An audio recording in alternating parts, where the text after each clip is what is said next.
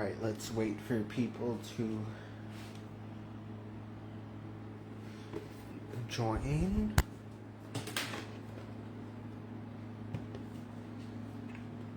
See if anybody wants to join. But anyways, hey, what's up? Welcome back to my... We have a...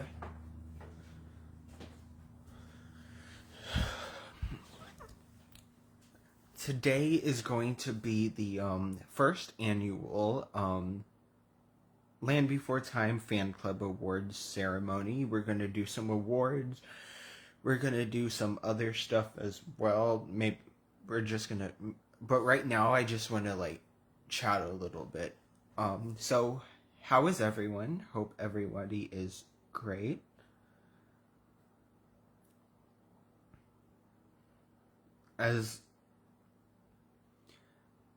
As we all know, today is the 37th anniversary of the first movie. And originally we were supposed to... Oh, that's a nice chomper crochet. But, originally we were going to, have, the, award show on Sunday, but the team and I decided to, move it because of the, anniversary, and we needed something to do, for the anniversary.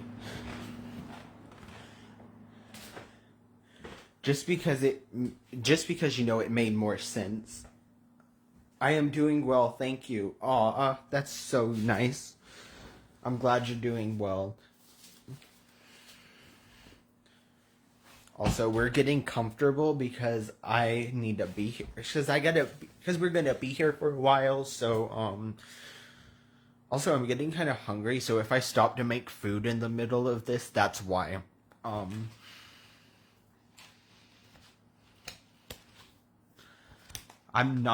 have a slight schedule pulled up. I don't think we're gonna really, do it. But, we might. Let's see how it goes. So, what have I been up to lately that I haven't talked about yet? Not much going on. I wish there was. I made a post, earlier saying that I was watching the movies. Well, actually, fun fact, I got through the first one, watched 5-10 minutes maybe of the second one, and somebody showed up, so I had to leave. Yeah, so that happened. So, and then I just came home and didn't continue, if you know what I mean.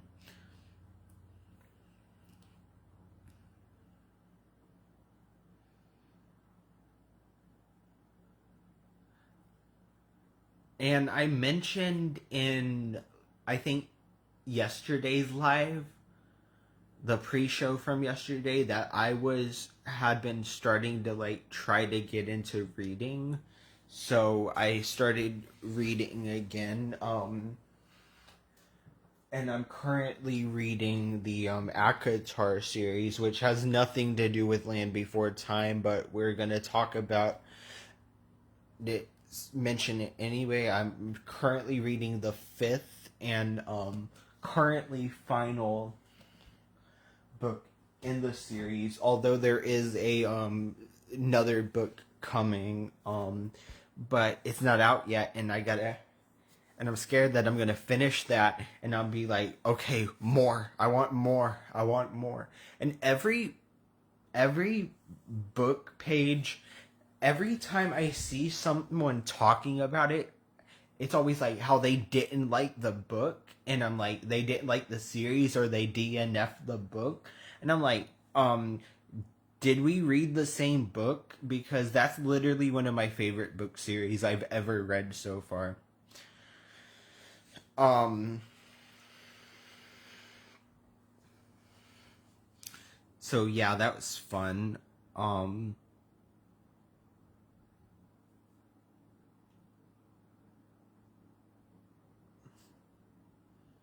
so fun. All right, before we continue, I want to briefly talk about how this came about, and I know I've spoken about it like several times, but I want to pass some time. So we're going to talk about it again because we can. So basically, I was just really bored one day, and I was just like, and I was trying to think of some fun things we could do, something fun we could do for the group. And I came up with the idea of, let me see if I can bring the chats up. But I was coming up with the idea of kind of like doing a little award show thing for like the movies and stuff. Hold on, it's being slow as fudge.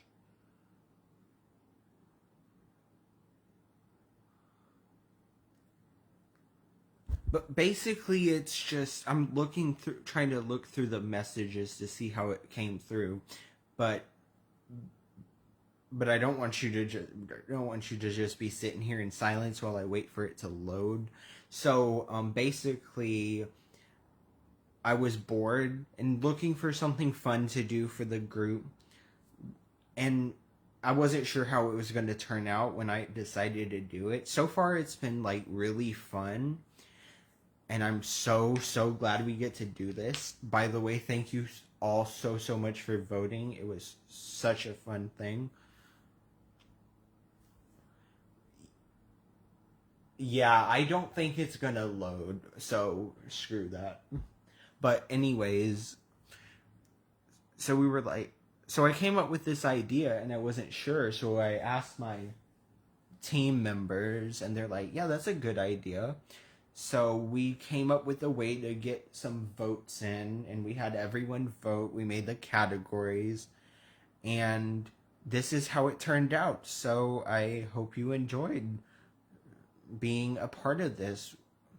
We are going to be doing this again next year on December 10th, 2026, which coincides with the 30th anniversary of the fourth movie, and I know who will be the recipient of the 2026 Land Before Time Honor Award, which this year will be given to none other than Candace Hudson. So, but who will it be next year? We'll have to wait and see. But I'll give you a hint. She is probably one of the person next year, and I can't really technically can't give it away, but you'll probably get it by the hints. She is probably one of my favorite people of all time, not just for like Land Before Time, but also in like other stuff. Like her love, especially her love for animals. It's like, oh my god, so good.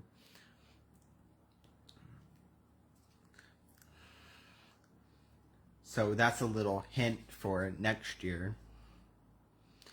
And another reason is I feel like next year, considering the what anniversary it is, it would probably make so much sense to give it to this person. So I think I totally just gave it away, but okay, whatever. You know what?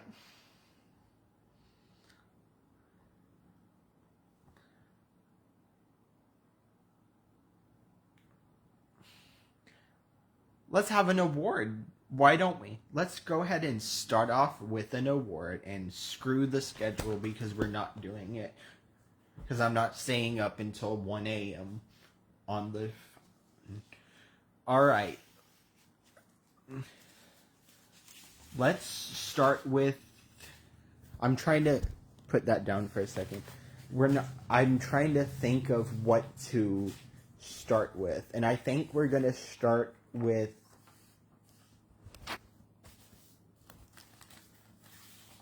best side character.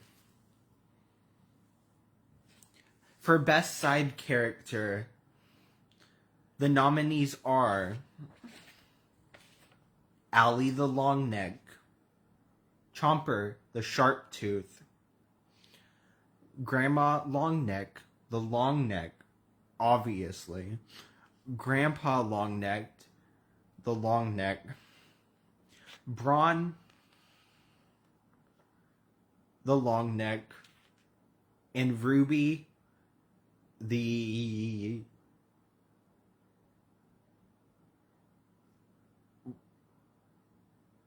I should know this. What is she? What is Ruby?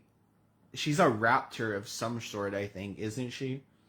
I don't know. All I know is she just randomly showed up one day. I should probably watch the TV series again. Anyways, those are your nominees for Best Side Character. And the winner of Best Side Character goes to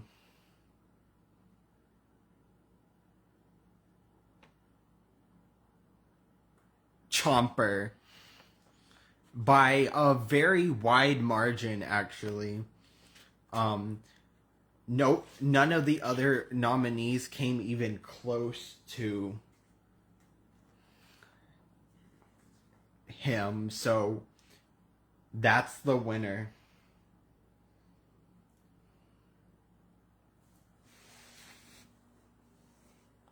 For best side character.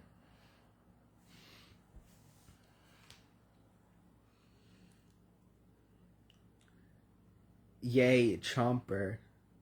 Wow, I didn't see that coming. You know, honestly, I think I did. Honestly, I feel like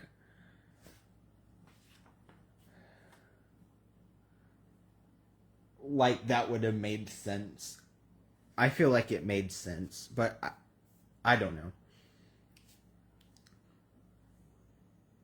So I thought we would do a little live stream reading of a fan fiction, not the one that we're currently reading in the on the podcast, but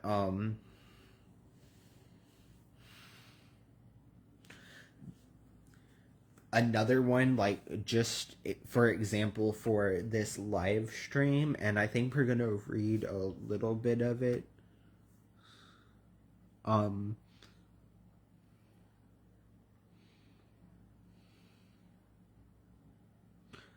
Now, this second one is incomplete, but I think we're gonna read it anyway, just because. So anyways, and we'll do a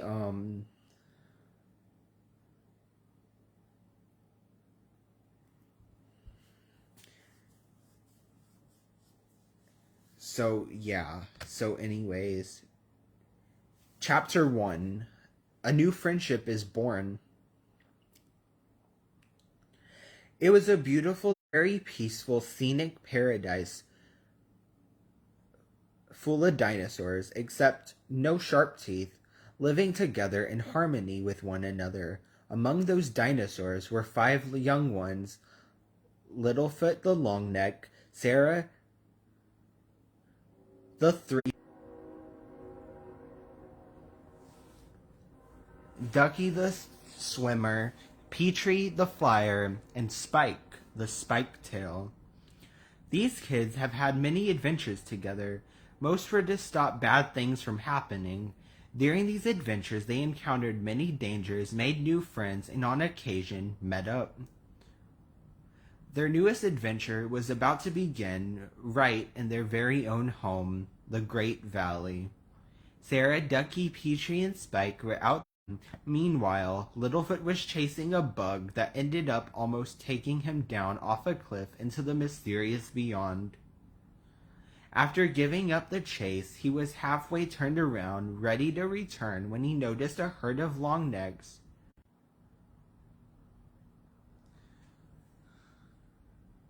The Great Valley. I wonder who they are, he said.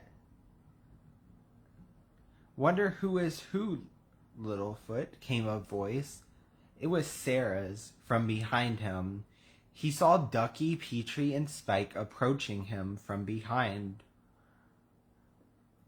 Them, Sarah, Littlefoot said, giving a head gesture toward the group of longnecks approaching the Great Valley. Then Ducky spoke up and said, they seem to be longnecks like you, but with lighter skin. They do. Meanwhile, all the Great Valley residents gathered to meet their visitors who weren't as well behaved as expected. The residents finished welcoming their now unwanted guests, mostly due to their guest rudeness. The kids went back to playing fun games. This time it was hide and seek, only Sarah was the one hiding. It was during this game that Allie and Littlefoot met. Littlefoot saw something in the bushes, giggling, and thought it was Sarah, so he decided to follow the giggles. Allie was looking down on him from a hollow log. The bark was rotten. Suddenly, she heard the wood crack. The next thing she knew, the wood broke, and she and Littlefoot were momentarily looking at each other in the face before she fell to the ground. Littlefoot gave a brief laugh at her clumsiness and looked down at the stunning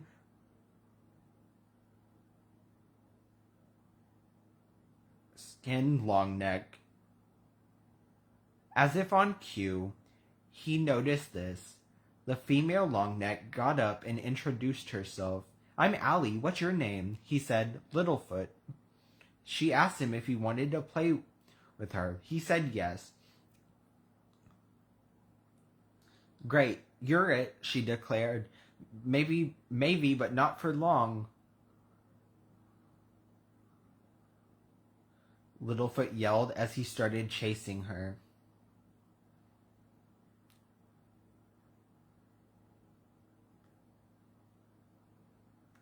Chapter 2: Unusual Introductions and Longneck Fun.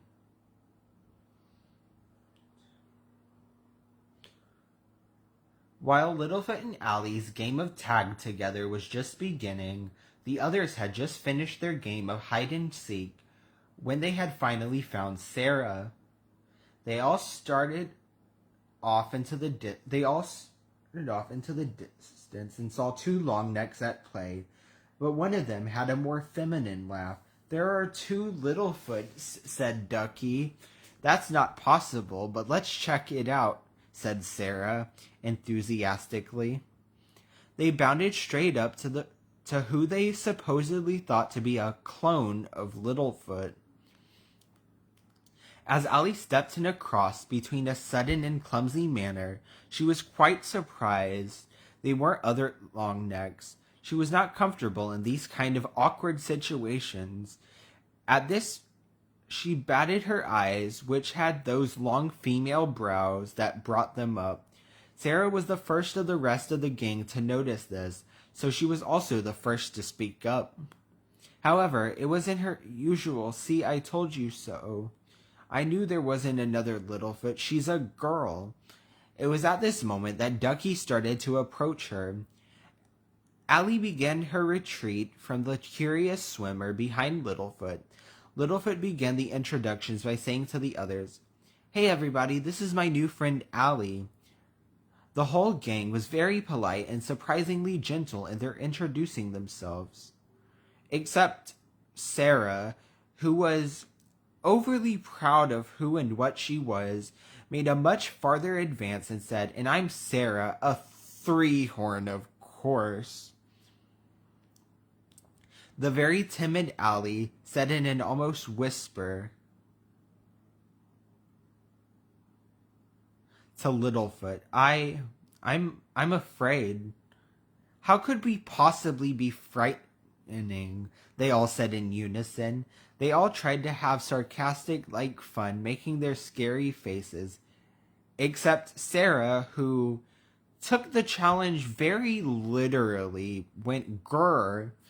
At this point, Allie dove under Littlefoot, who strolled up to Sarah and cried, "You're not helping." Sarah was somewhat taken aback.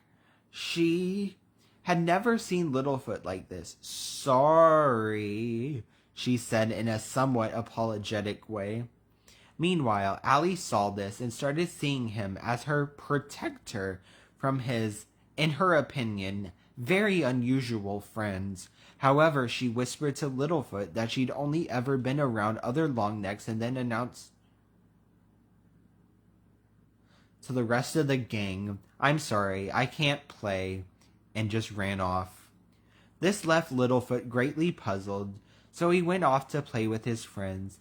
He was almost there when he heard a rustle in the brush.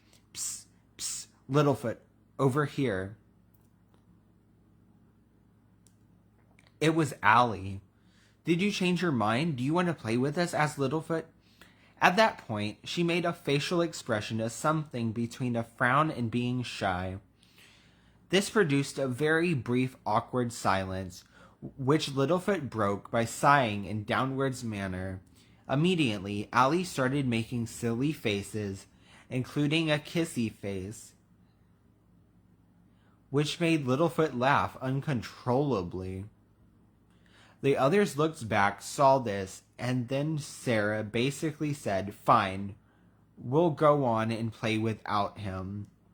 Meanwhile, Allie and Littlefoot were spending a lot more time together, walking on the stepping stones pond, splashing and laughing at each other's clumsiness, as they both fell into the almost at the same time. Littlefoot a few seconds earlier. Then Allie batted her beautiful eyes twice as she said with a half, "You're so cute," and half, "You're so awesome" look. "Littlefoot, you're fun. I hope we're friends." "Of course we are," he said, looking in her lovely grayish-green eyes. They decided and walked together side by side as two good friends do sometimes,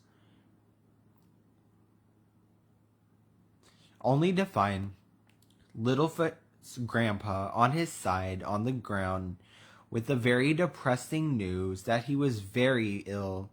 They didn't know it, but they were in for quite an adventure, of which I will describe as briefly as possible, that would greatly impact the strength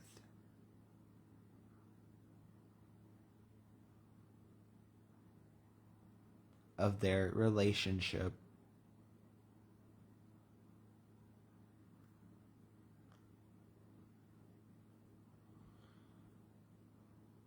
So, what I wonder what y'all think of that so far. Basically so far it's just been a kind of like a slight retelling of the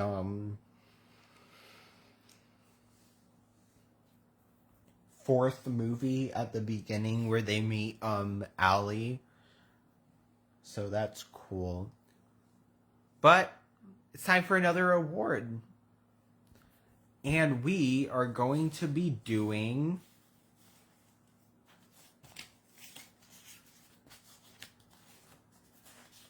Best Song. For Song of the Year, the nominees are It Takes All Sorts from Journey Through the Mist, If We Hold On Together from the original movie, Peaceful Valley from the Great Valley Adventure, Friends for Dinner, The Mysterious Island, Big Water, The Mysterious Island, and also Journey to Big Water. And for Best Song, also known as Song of the Year, the award goes to, and you've probably guessed it by now, If We Hold On Together. So cool. I kind of felt that I really felt like that one was gonna win, because I felt like that was the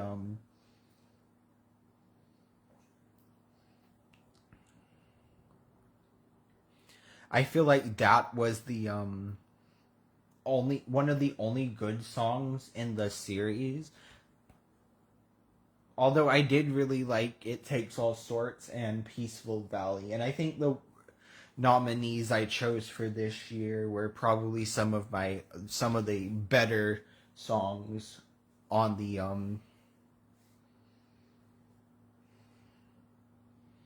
in the franchise. It's according to my second, he says it's basically a retelling of 4, but their meet cute is always adorable. I can't complain. No, I cannot. It's so good. He said completely deserved. It's a classic for a reason. Yeah, absolutely. I mean, that's what I think. That's so cool.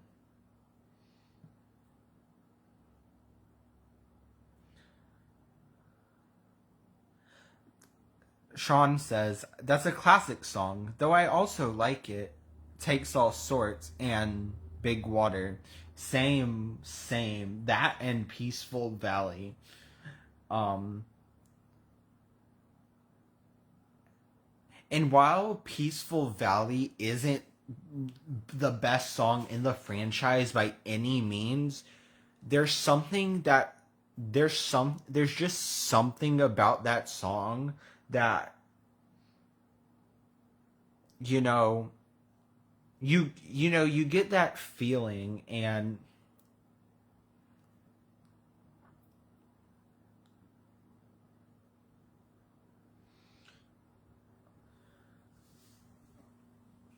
when you hear this song, and it's like, oh, amazing. And also for If We Hold On Together, while we all love the Diana Ross version of the song, which is, in my opinion, the best version of the song, I just don't think that... Excuse me. I just don't think that the movie version from the sequels, it was that bad. Honestly, I really liked that one too. That was good.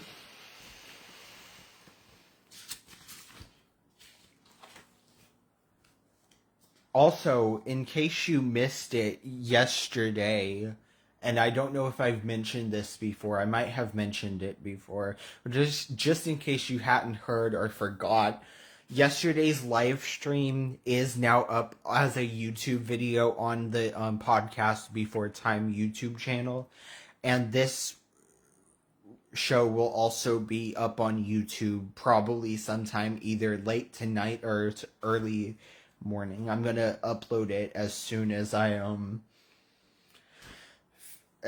we finish here, whenever that may be.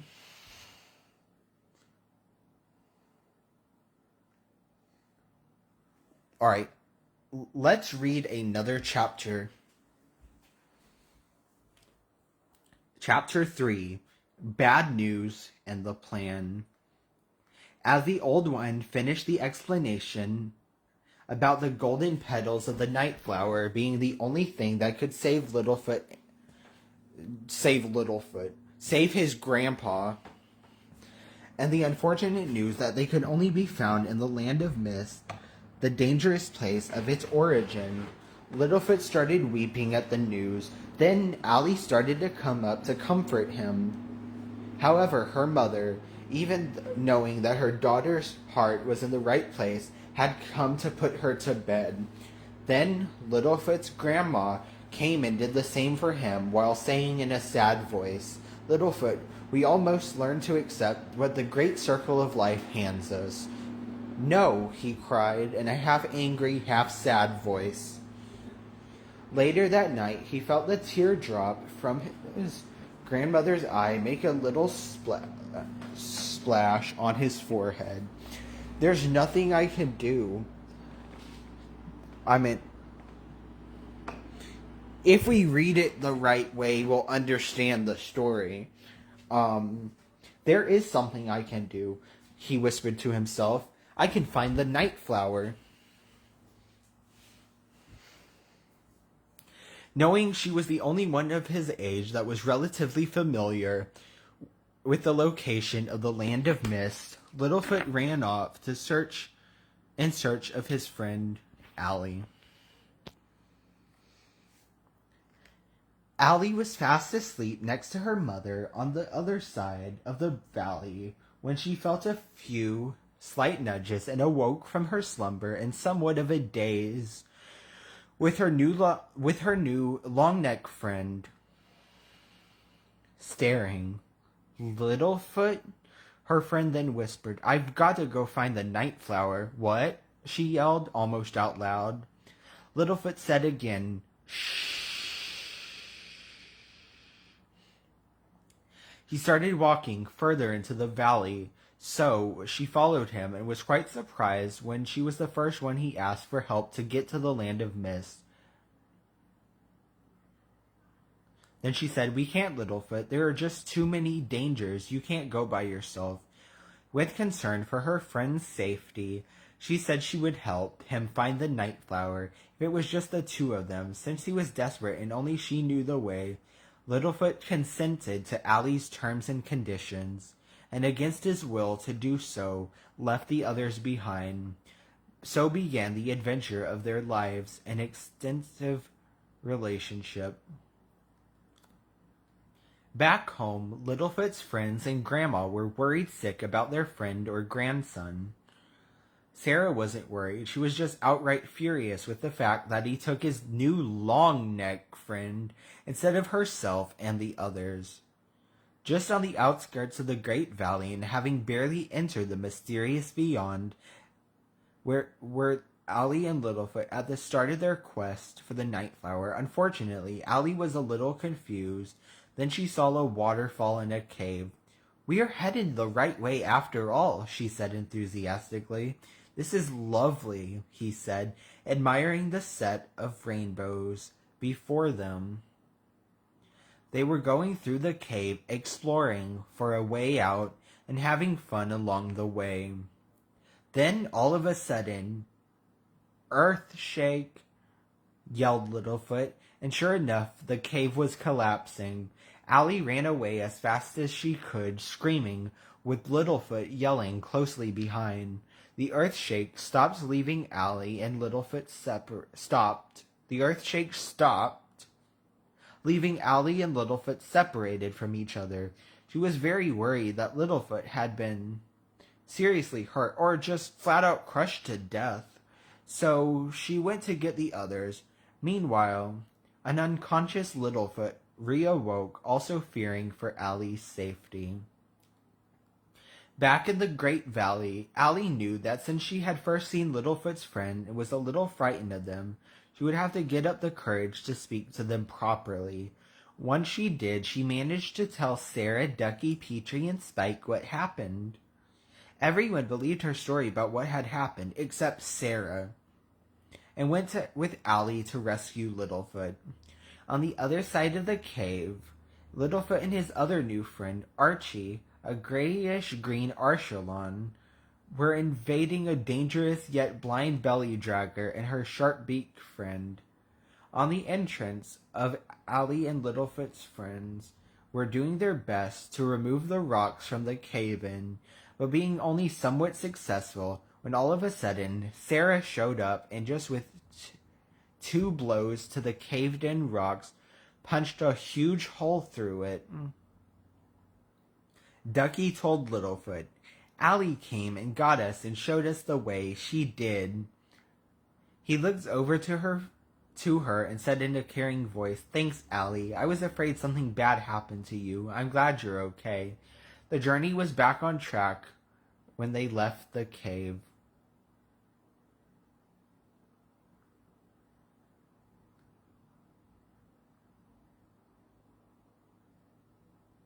Chapter 4: The Successful Journey and Goodbye, Allie.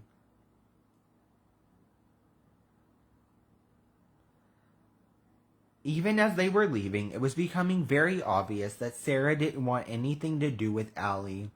Allie was extremely mad about this. Anyway, so they all left the cave together.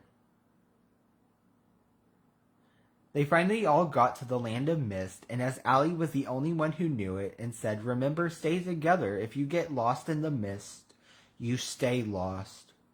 As usual, Sarah was so smug about leadership under Allie that she went ahead and got lost in the mist. Allie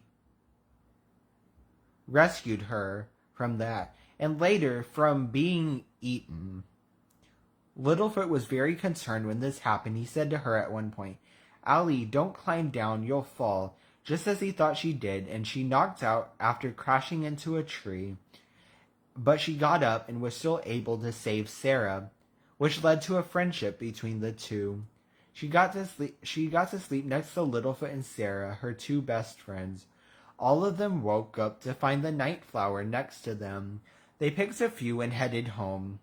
When they got back home, they fed the night flowers to Littlefoot's grandpa, and just as luck would have it, he was cured. Allie's herd would be leaving soon, so she said her final goodbyes to everyone. "Goodbye, Littlefoot.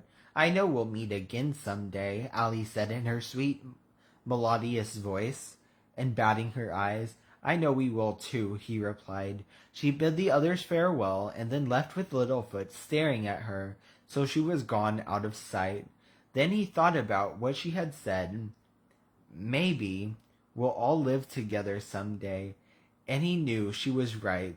Little did they know that their biggest adventure in their relationship was yet to come.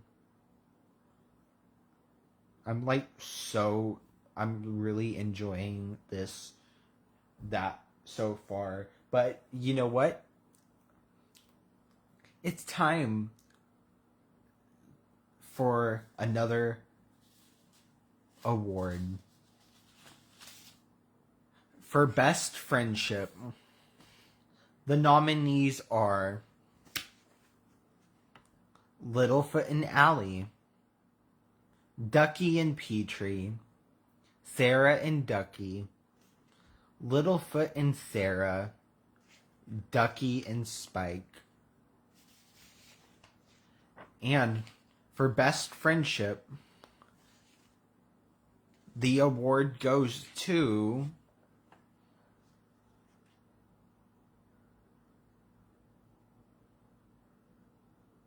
Ducky and Petrie. My personal favorite of everyone. That was not on purpose, but that just happened. So, yeah, that's so cool.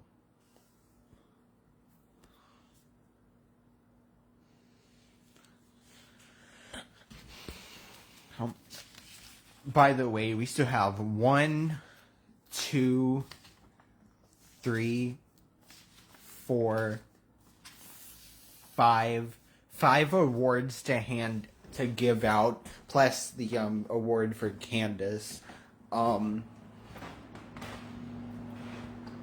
So that's cool.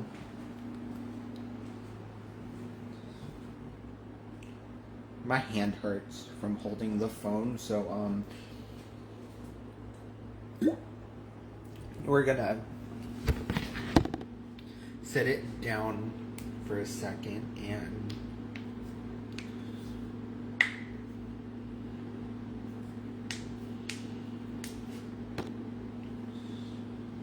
also, hold on, I'll be right back.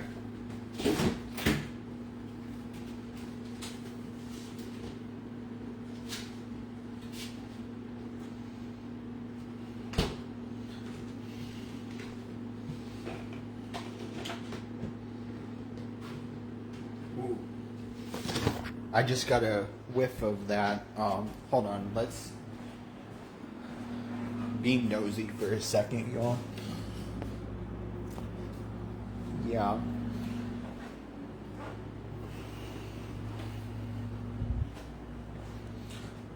So I'm gonna like flip that over and the camera over for a minute. Look at that cake though.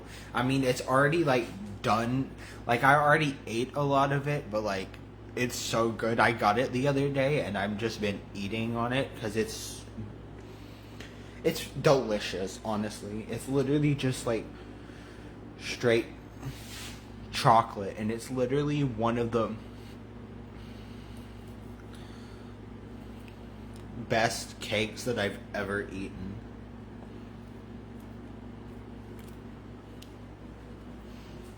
It's basic. It's like a chocolate cake with like creamy in the middle. It's so good. Now, honestly, I think it was better when it wasn't, um, when it was completely like not used yet, like not eaten at all. But now that it's eaten, it's starting to like lose a bit. It's starting to lose the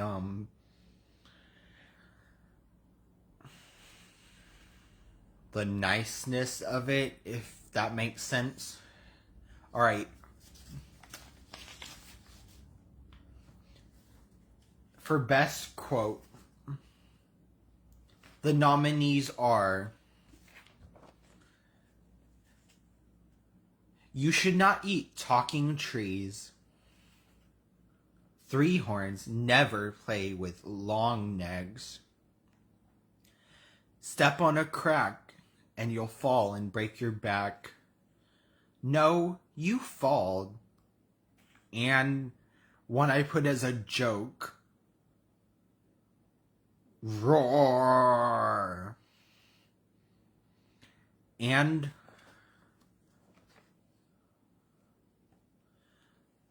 the award for best quote goes to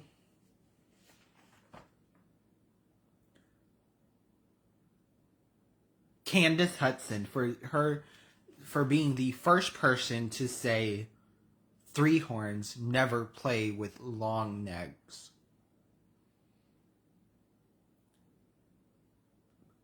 And apparently they don't. Now, when I was a kid, everybody used to, because I have an abnormally large neck, so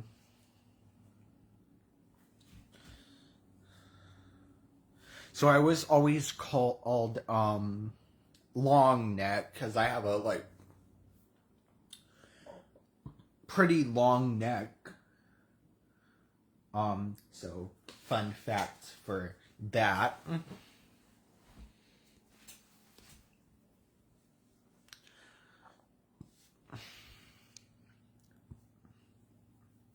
But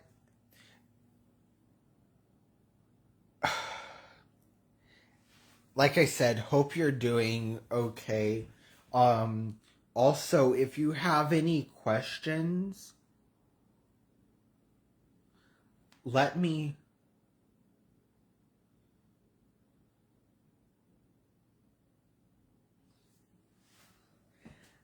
no, if you have any questions about Land Before Time or just life in general, let me know. And also, they said, I'm glad it went to such a classic quote, but I kind of expected the joke option, lol. Honestly, same. Honestly, same. I thought it would be funny. I think it would be like really funny if it was the joke answer, but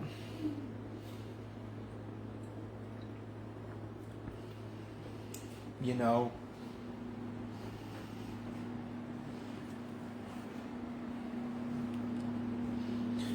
I'm glad it went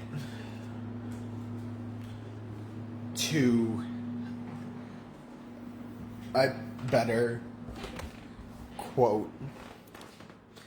And I feel like this one was like really, really close with some of these, because for a while it would be like Three Horns was in the lead, and then it was No You Fall was in the lead, and then it was Three Horns in the lead, then it was Step on a Crack was in the lead. So it was like, it was weird. What is your favorite dinosaur, Caleb? That's a good question.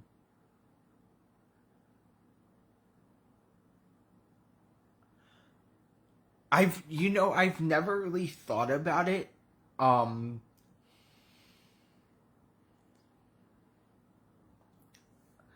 I really like I've always liked the pteranodon, which technically isn't a dinosaur. It's a totally different species. Not species, but like thing. It's not a dinosaur. But if we were going strictly has to be a dinosaur and not like a dinosaur type thing, you can never go wrong with a Tyrannosaurus.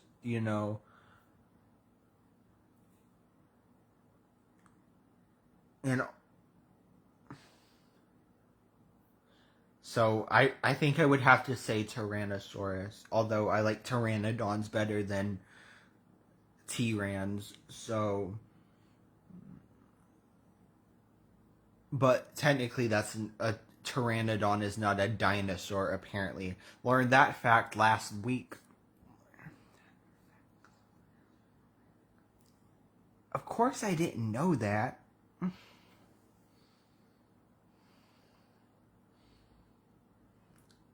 So, also, like I said, the questions don't have to be Land Before Time related or even dinosaur related at all. Like, if you want to know something about me, now is your chance. And also, next time we go live, there's always a chance. It's always an option.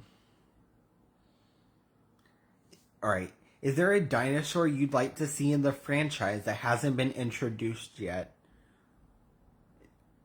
Now, this is going to sound weird coming from someone that is a massive Land Before Time fan, but I don't have that big of a knowledge on dinosaurs, like the different species. Like, I know like Stegosaurus, I know T-Rex, I know Apatosaurus, I know like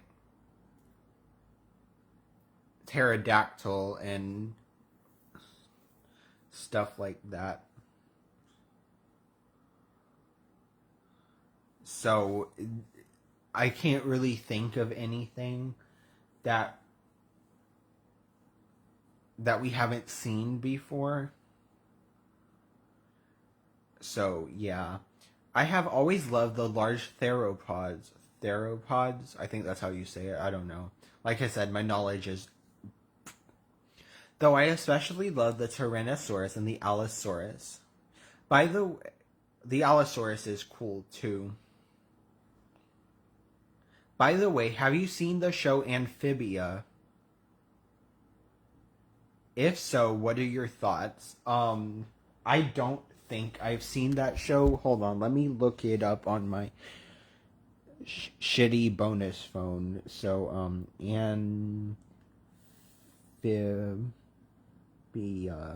Let's pull it up. Actually, I have seen this show before. Not by choice. My sister was watching it. Shout out to my sister who has me blocked on everything so she won't see it, but shout out to her anyway. Um, I think I've seen like maybe a couple episodes, but I remember it, but I don't remember it at the same time, if that makes sense. They would see. Also, I would love to see a Ceratorosaurus or whatever it said because I keep getting a slow connection notification. All right, Ceratorosaurus. Oh, that looks cool. Honestly, that looks cool. Yeah, that would be nice as well. And then we have a Dilo,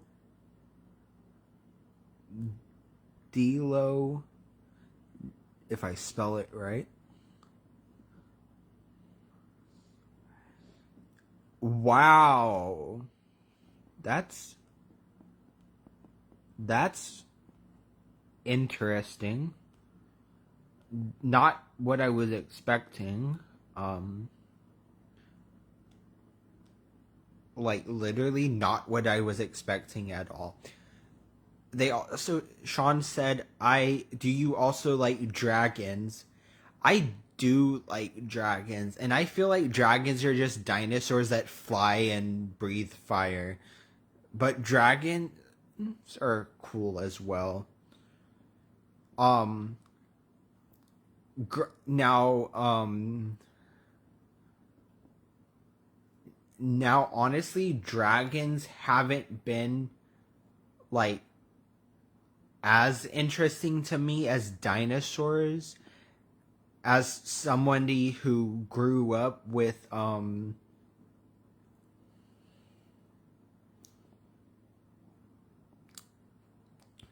Land Before Time.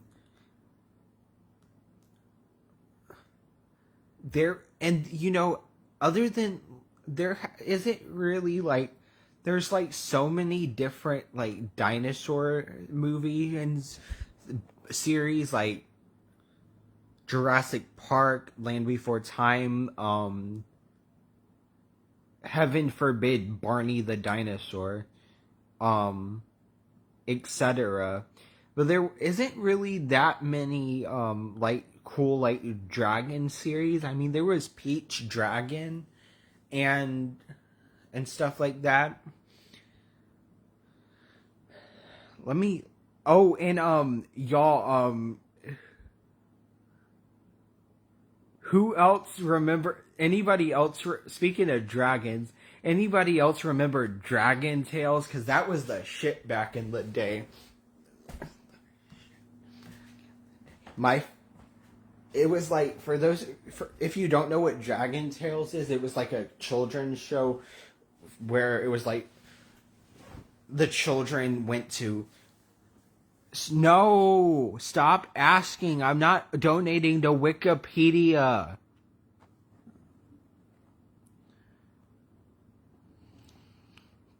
Yeah, Dragon Tales was cool. I loved I loved Cassie. Cassie was always my favorite. And then there was the two-headed there's a word for that, but I don't know, I don't remember. But yeah, there was a word for that. It was like the two-headed dinosaur dragons. Zack and Wheezy. My favorites were Cassie and Zack and Wheezy. I loved those. I loved Dragon Tales.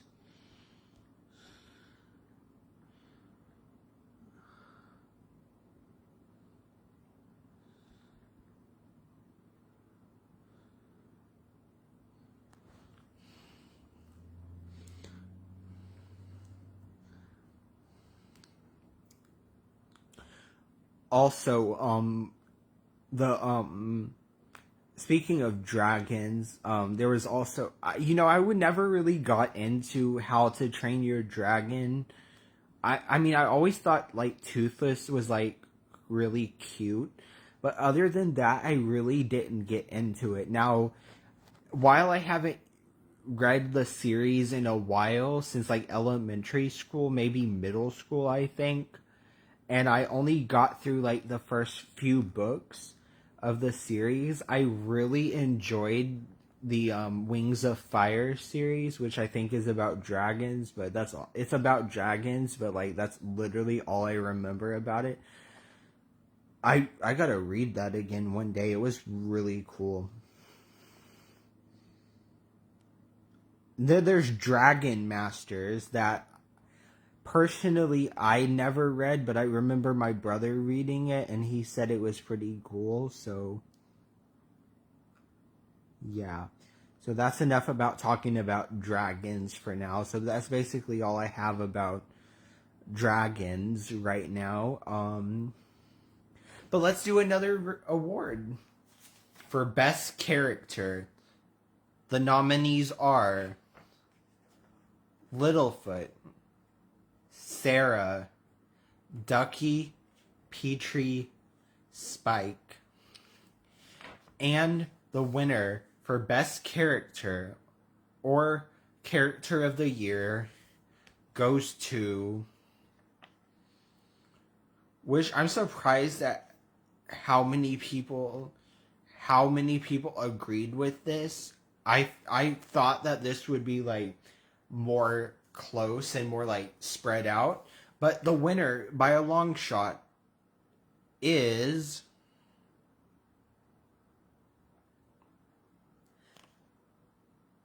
Littlefoot. Littlefoot is apparently the best character in the show.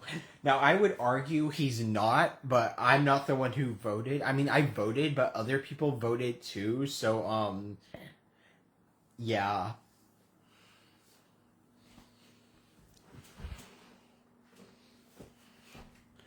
I remember loving Dragon Tales as a kid, and I still do to this day. Yeah, absolutely. Dragon Tales was amazing. I remember my sister and I would watch it like literally all the time. Like we would like completely just watch it. I almost said wash it, and I'm like, no, we don't watch the Dragon Tales. We watch the Dragon Tales. All right, we watch the Dragon Tales.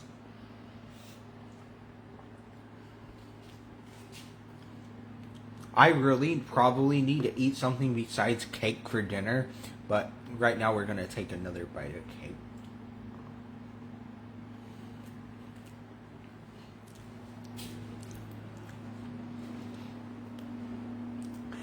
And he said, yeah, Littlefoot is a great character, even though Sarah is probably my favorite. I think Ducky is my favorite character. Sarah is probably third, just because I think Petrie is funny.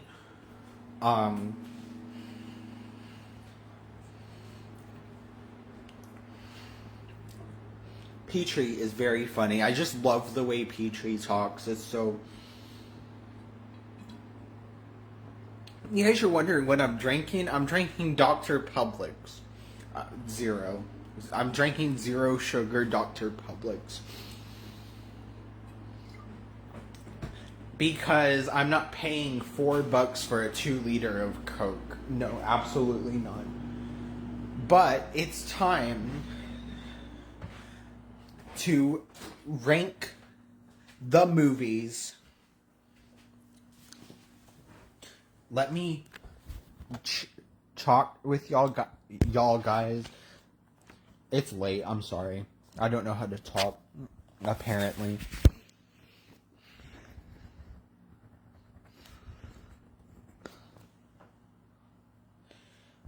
Well, actually, change of plans. I picked up the wrong pen, so we're gonna have to take another field trip to pick up the the correct pen that probably now has cake on it because I just dropped it into cake, which I should probably put up right now, but I'm gonna want more of it later, so it should be fine for a minute.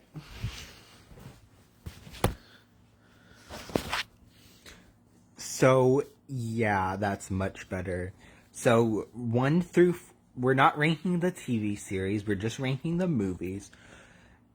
And the 14th spot, my personal least favorite is number 13, The Wisdom of Friends.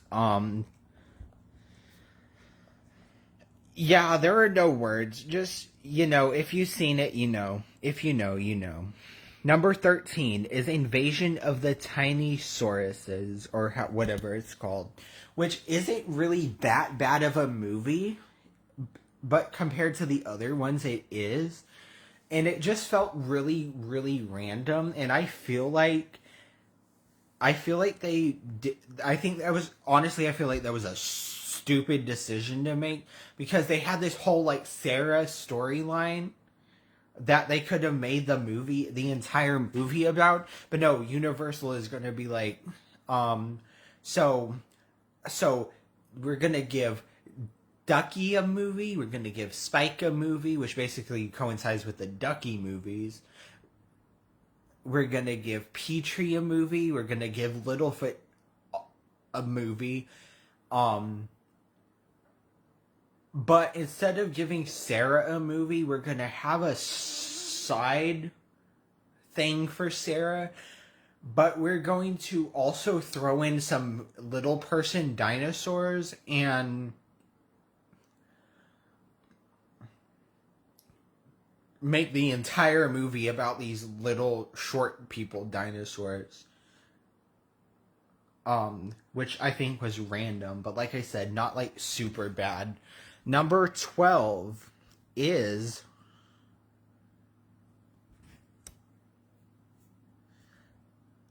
The Great Day of Flyers, or whatever it's called. I don't know. I don't pay attention.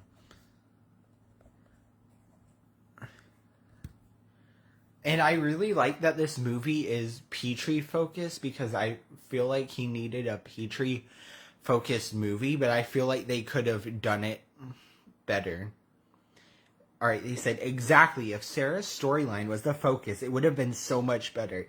That's what I'm saying. Like, there's literally this whole, like, subplot, as I almost fall on my face. That would have been funny.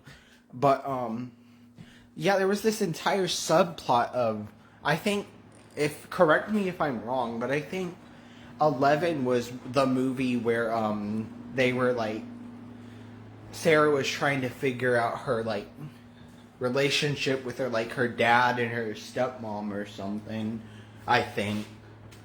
I'm not sure. But yeah, I feel like they could have made a pretty good movie just on that subplot itself, and not having to throw the tiny sauruses into it. And I'm not saying that they should have not done the tiny sauruses at all, but instead of making the tiny dinosaurs the main plot of the movie, and Sarah's family stuff as the subplot, they should have like switched it around and made Sarah's shenanigans the main part of the movie, and then they randomly all meet the tiny dinosaurs at the end of, in the middle, just randomly in the movie, but don't make it the same plot. At number 11 is Journey of the Brave.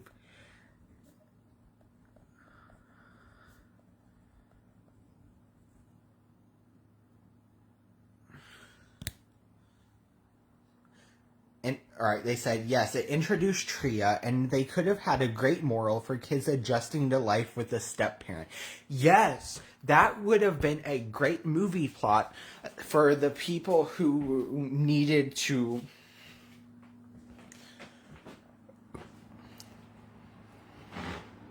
adjust to having a step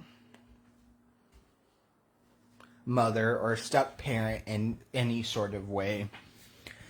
At number 10 is The Secret of Saurus Rock. Now, I feel like this is definitely the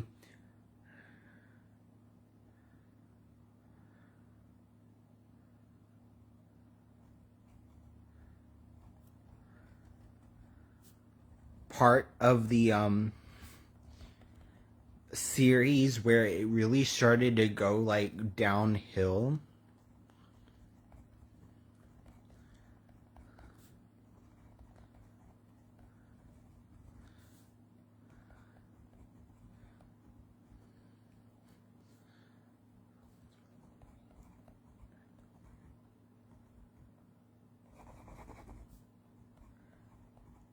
And it started to like not be as good as the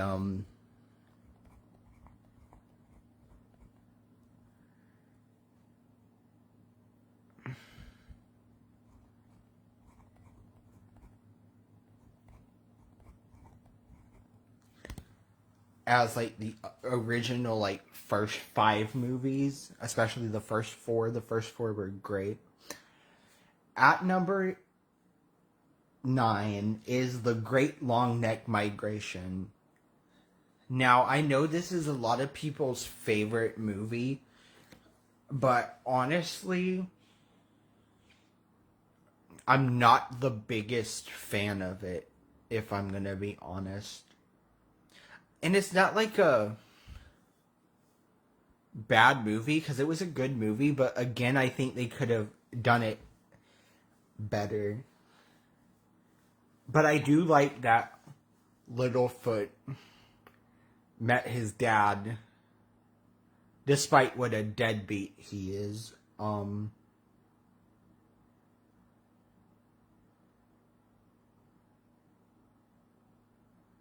At number 8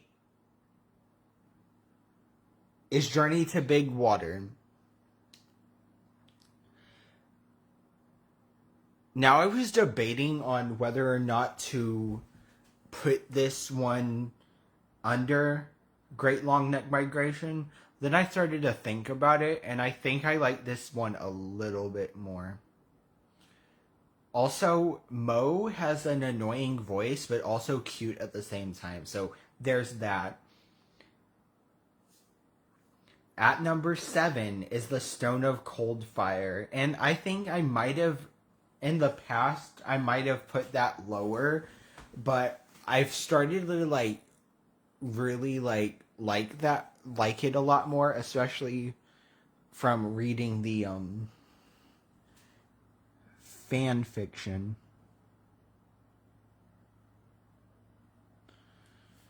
At number 6 is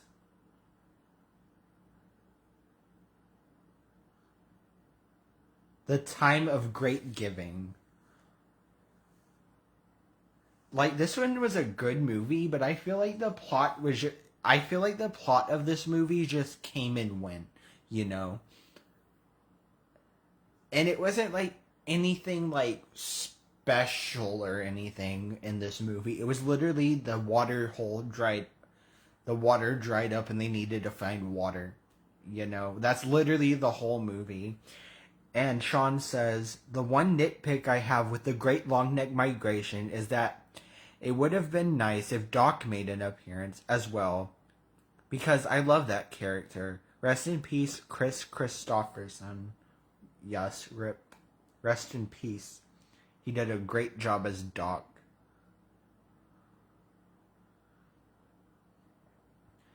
And the same goes for number 5, which is the Great Valley Adventure. It wasn't really, like, the biggest plot ever, but it was still, like, such a good movie. And I did like it better. And then that blah blah blah blah blah. I can't talk. I did. I just gonna. I did put it higher because of Chomper being in the movie. I love Chomper. Chomper. I'm sorry, y'all. It's late. It's not. I'm kidding. It's not even that late. It's 9 o'clock. I'm just old. Number 4 is The Big Freeze. There's just, and I know a lot of people don't really like this movie, but there's just something about it that's about the relationship between Ducky and Spike in this movie. And I feel like this one just tugs at your heart more than, like, say, like, the movie we will not be naming, which was number 14 on this list. Okay, what was Wisdom of Friends even about? I love how I said we're not going to name it, and then I just named it. What was the Wisdom of Friends even about? Like, honestly, because I think I've only seen that movie like once, and I wasn't really paying attention to it. All I see is these big fat dinosaurs, and I mean, nothing wrong with being fat. I mean, if you're big, whatever. But I feel like the 13th movie was pretty pointless, and I feel like if it wasn't for the need of having to watch all the movies in order and not missing any movies and finishing the entire series, I probably wouldn't ever watch The Wisdom of Friends again. But yeah. They said, I love The Big Freeze so much. There was even a time in my life where I would watch the film almost every day. Yeah, exactly. Well, not every day. I didn't watch it every day. But I feel like other than the first like 4, maybe 5 movies in the franchise, the 8th movie is the exception. Like 1 through 4 were great. 5 was good. 6 was 7 was 8 was good, and then 9 through 14, and then 9 and 10 were all right, and then 11 through 14 just probably shouldn't exist. And if they did exist, they should have done it better.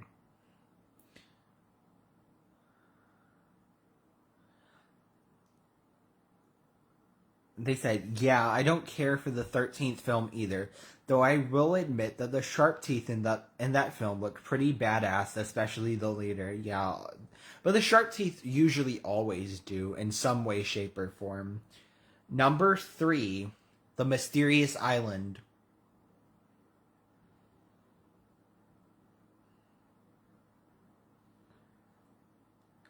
Again, I had to put it up there because Chomper's in it, and it was a pretty good movie, if I do say so myself. But it wasn't as good as her top 2, which number 2,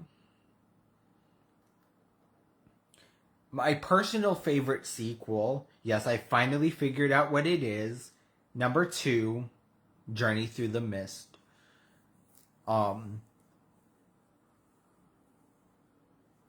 There's just something about this movie. I don't know if it was because of like the storyline behind it. I really loved Allie. And by the way, when I say I love Allie, I mean Allie from this movie, not Timu Allie from the movie series. But we're not going to get into that.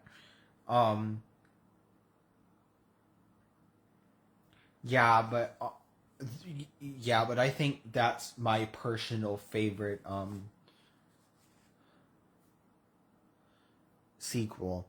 And the number 1 movie in my ranking of all the Land Before Time movies, it only made sense to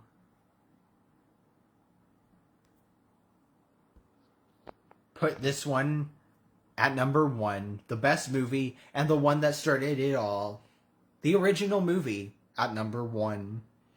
Which is, fun fact, which is not that fun. It's just common knowledge. It's the only one that's not a musical. Now, personally, I would argue that they don't need. I mean, I don't mind there being songs, but like some of the songs are like, oh my god, I would not write this song. Like, why was this song put in the movie? But honestly, there's just something special about the original movie that had to be put in. It's time for another award. For Best Villain, the nominees are Original Sharptooth from the original movie, Toronto, Ozzy and Strut, Itchy, is it Itchy or Icky? I have no idea. It's been a while. And Dill, and Red Claw. And the winner is, by a very, very, very big long shot, like, I had a feeling this one was going to win. I had a feeling that none of these stood a chance against the winner, which is Original Sharptooth. Obviously,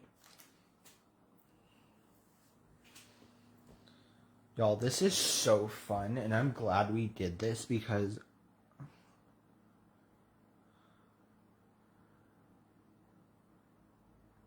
I've really enjoyed hanging out with y'all tonight.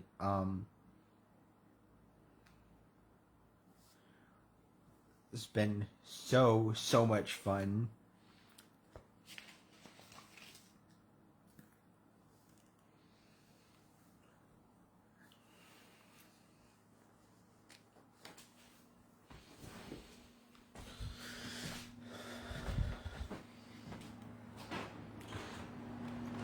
He said, I couldn't agree more. 4 is amazing. Not to get into it, but I'm glad we have the same perspective on Allie. Also, it makes sense, the original Sharptooth one. He's terrified multiple generations. Yes. And honestly, I feel like OG Sharptooth should have won.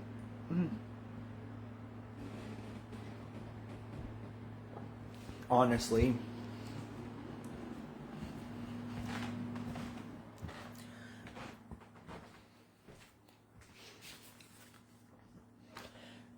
All right.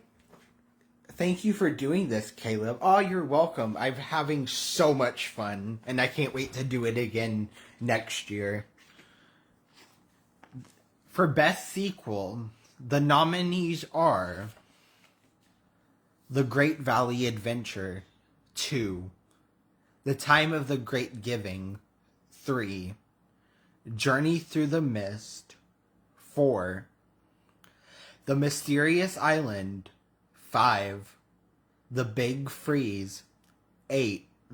And The Great Long Neck Migration, 10.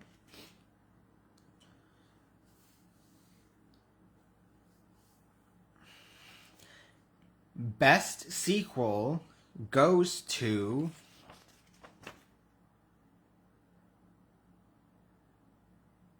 The Great Valley Adventure. Now, personally, I would argue that 4 is the best, but I'm not the one who voted. Well, I mean, I did vote, but, like, I wasn't the only one who voted. And apparently, me voting for number 4 did not cause number 4 to win because there are an over dramatic amount of people voted for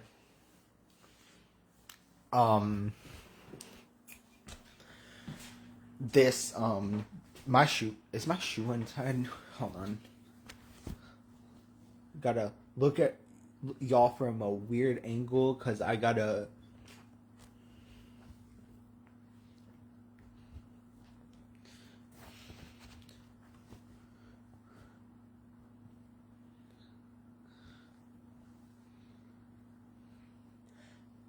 it said, wow, I expected it to be between 4 and 5. Yeah, the same. Yeah, honestly, the same. But a lot of people, like 2, excuse me, but 2 literally won by a literal landslide. Like I'd have to like look it up, but I'd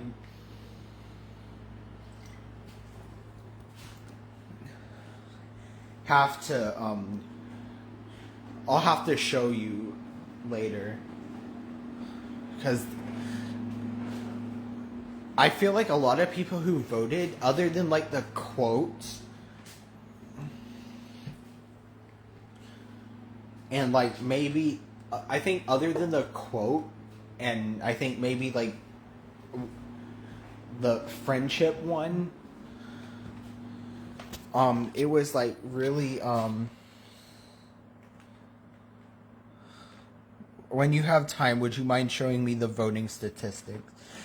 Oh, yes, I will. I will show you the statistics as soon as I finish up in here and get everything situated. Now, I'm gonna be honest with you. It's probably gonna be later tonight, because I still have to like finish everything, upload this to save this, upload it to YouTube and stuff. So it'll be later in the night.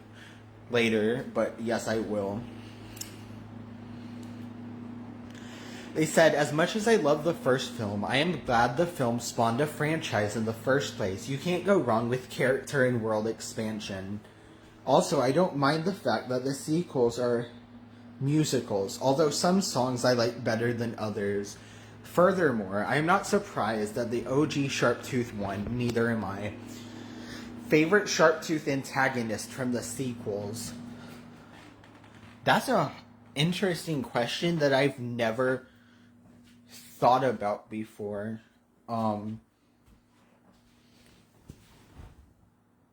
really liked. I don't.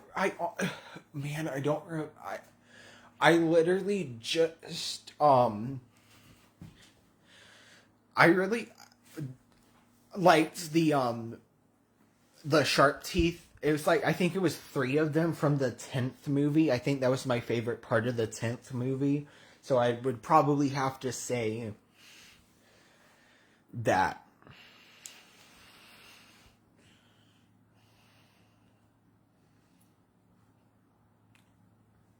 Let's do some group shoutouts. For those of you who don't know, group shoutouts is basically where I look through the group and shout out some stuff. Like, for example, I'm live. Also, these crochet things are so cute and amazing. Like, I'm looking at one for, like, Chomper and stuff, and it's, like, so cute. She does an incredible job. And, of course, once again, happy...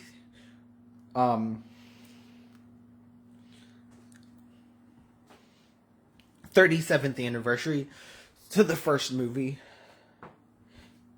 which is basically a lot of what it's about. In that big water.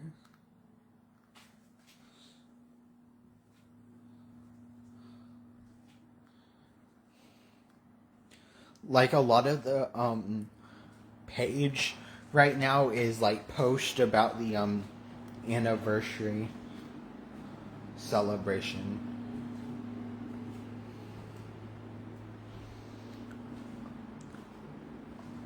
Also, I've been meaning to try to find some good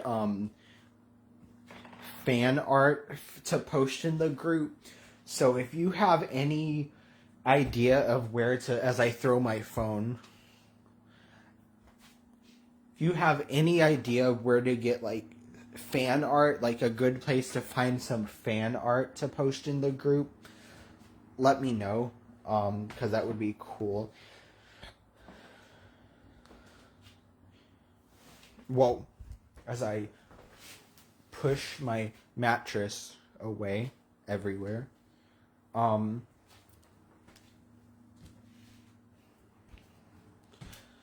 Because I'm always looking for stuff to post in the group.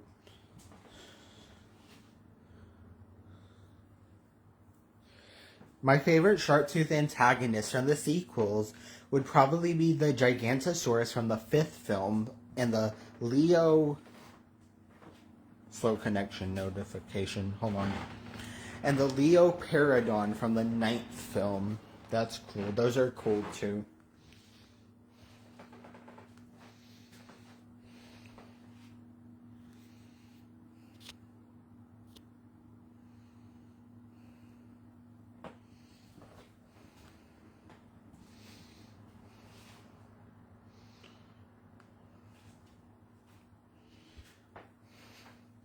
But anyways, our final award for the night, other than the other one, the special award, is for, and I saved the best for last.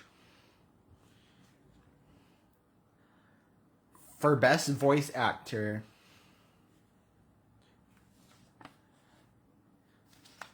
the nominees are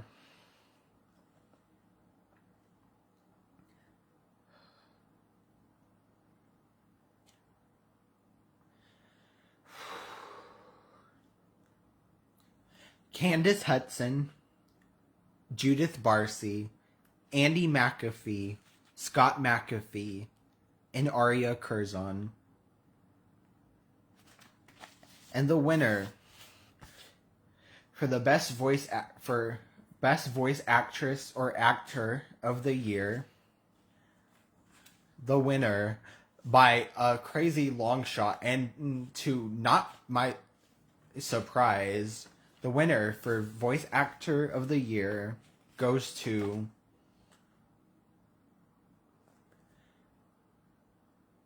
and oh, she deserves it so much.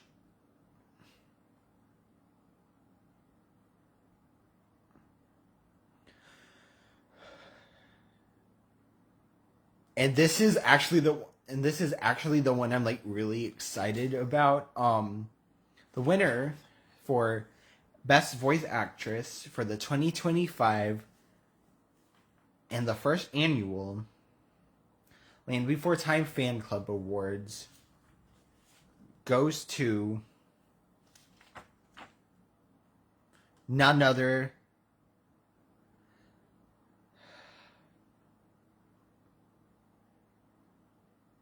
than Judith Barcy.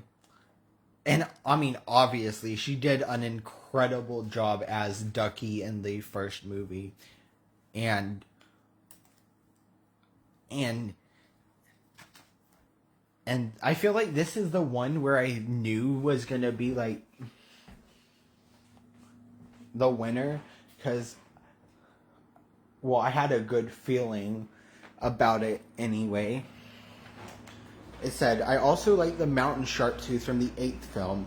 It has been debated on whether or not it is a Tyrannosaurus or an Albertosaurus that also goes for the 3 in the 10th film, though some fans think those 3 are Daspletosaurus. She absolutely deserves it. Absolutely. Absolutely. Oh, and she won by a long shot. Like there wasn't even a chance for anybody else to win. Like that's how many people voted for her. And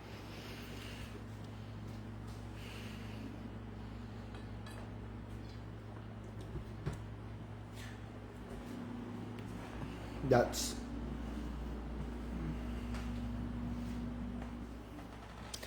and I honestly don't feel like keeping on about it, because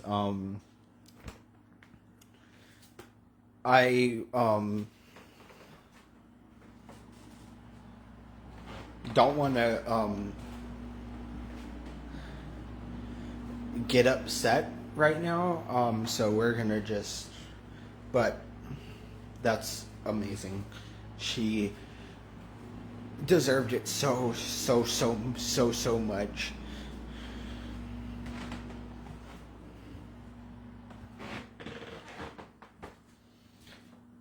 All right.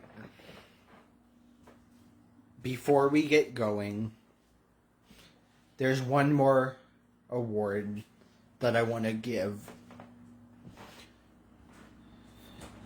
it's time for the Land Before Time Fan Club Honor Award. This year's recipient of the Land Before Time Honor Award goes to one of my favorite people of all time. Not just in her work in the Land Before Time series, but also for just being an incredible person in real life too.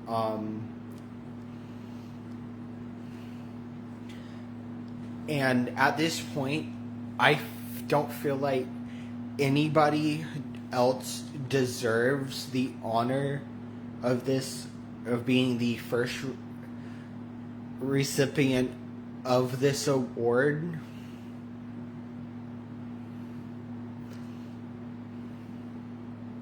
Than this particular person does. She is best known for her role as Sarah in the first 4 Land Before Time movies, the original and the first 3 sequels. She brought the beloved character of Sarah the Three-Horn to life. And she is, like I said, she's so absolutely deserving of this. And I'm happy to call her a friend. Of course, I'm talking about the one, the only, the incredible recipient of the 2025 Land Before Time Fan Club Honor Award. We have none other than Candace Hudson herself. Like, absolutely, like, so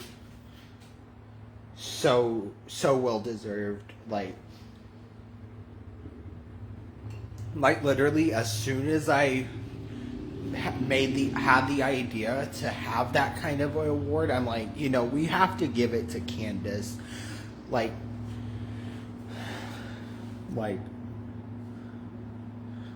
how can we not give it to Candace?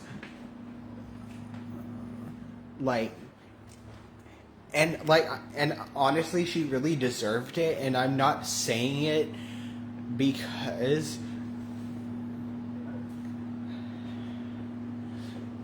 she's in this group or because she's my friend. I'm just saying it, and not even because she's done so much for me that I can't talk about, but she's honestly the best, and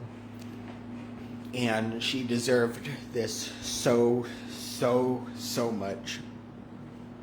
So good job, Candace Hudson. But anyways, those are all the awards I have, so we're gonna start closing up shop. No new the new podcast episode starts I don't know why I said starts, premieres Thursday at 11 a.m. Central Standard Time. And no new episode the week after that, and probably gonna have one the week after that though. Although I haven't filmed it yet, so I'm not 100% sure on that. So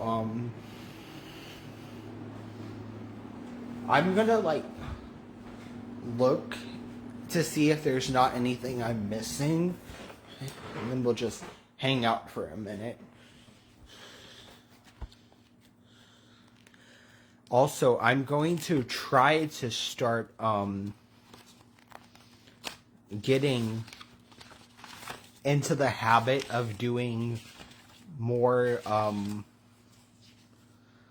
live streams like I used to do. Probably maybe gonna have another one next week. Next week for sure. Maybe even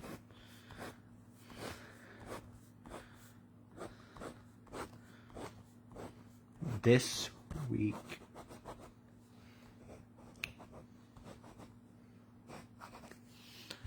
But yeah, I went through everything in my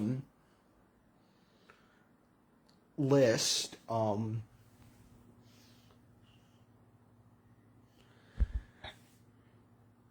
that I was planning on doing. Also, if you have any bonus comments, questions, concerns, after I head out, feel free to comment on this post when it comes up, or you can shoot me a message. But yeah, thanks for joining us today. I had so much fun. And I will see you people next time. And thank you for choosing the Land Before Time fan club.